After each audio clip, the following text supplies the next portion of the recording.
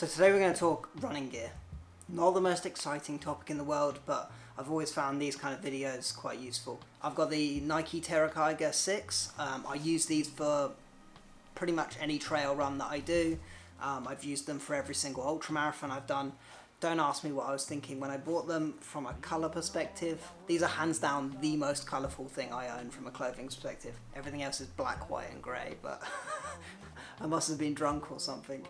But yes, I find these great, you know, solid grip for any type of mud, and super comfortable, and yeah, I'm just going to keep running in these until they fall apart. So technology, I'm going to take my phone in a waterproof bag, something like a little freezer bag or a sandwich bag will do.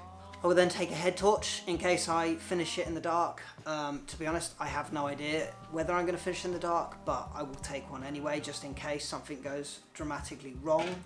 GoPro Hero 9, which I use to film all of my running videos.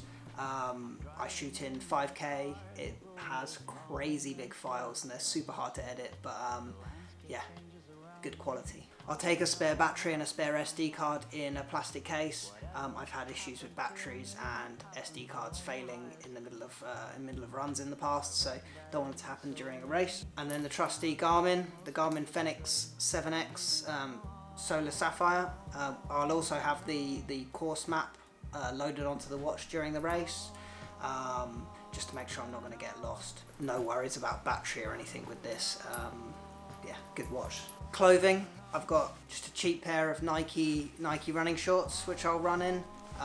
Super small, super lightweight, not hot at all, so yeah, I'll use those.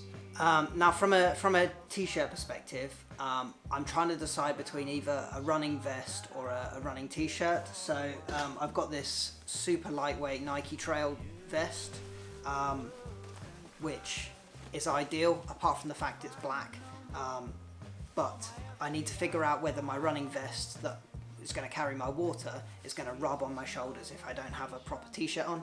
So potentially a vest like this. If not, I'll go with the Nike white t-shirt, especially if it's hot. I want white colours, something light, something that's not going to absorb heat. So yeah, I'm still kind of deciding on the top, but I'll probably go with one of those two. So the running vest, I use the Salomon 12 litre running vest. I've been using this now for a couple of years and it ticks all the boxes. It's super comfortable and it's got enough storage for everything that I could possibly need. So yeah, definitely use that. So then I've got the Salomon Bonatti waterproof jacket, super lightweight waterproof running jacket. If I have to use this in this race, I will be genuinely shocked. This is going to be crumpled up right in the bottom of my bag, because the only situation I'm going to need this is if it's like super cold and terrible weather and I drop out and I'm walking a long distance. In reality, I'm not going to use it, but it's part of the mandatory kit. I will take that with me. Then a couple of items just to keep me cool. Ben Park's hat, nice solid running hat. And then I'll take a buff as well, potentially to keep me cool, something I can pour water over at an aid station and wear and just keep me cool if it's a hot day. Cheap running socks, nothing special. I don't have issues with running socks or blisters or anything like that, so I'm not too bothered. I just buy the cheapest ones I can find. These, on the other hand, are an excellent investment. Some Runderwear. These have been amazing for avoiding chafe. Something I really had an issue with when I first started running. I'd be running on a hot day and the chafe would get so bad on a long run, I'd get back and I'd have like bloody thighs. So I bought a pair of these. They're not cheap, like 10, 20 quid. Can't remember exactly, but totally solved my chafing issues. So I run in, I have like 5 or 6 pairs of these that I rotate. I don't run in anything else.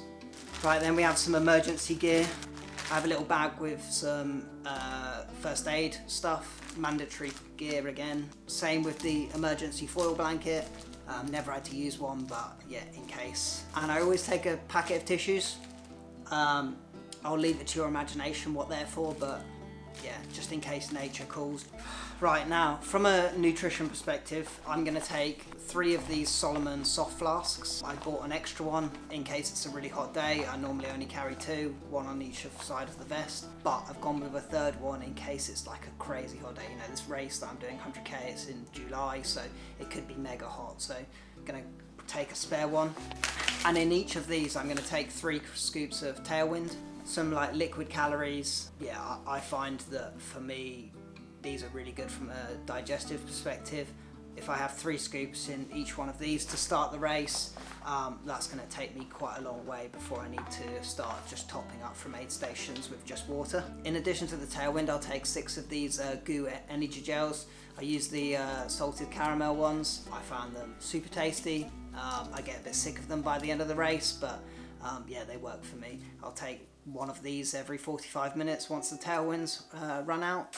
These are the salt tablets that I was talking about when I did the South Downs Way 50 that were amazing for dealing with cramp and just sort of helping deal with any stomach issues when it's super hot. It just makes sure that you're replacing the salts that you lose through sweating and really good for hydration. So yeah, I'll take a good few of those. And then I'm gonna supplement the kind of sweet stuff there with some more savory stuff. So when I get to the aid station, I'm going to have some of these like soft bakes and maybe like bags of crisps.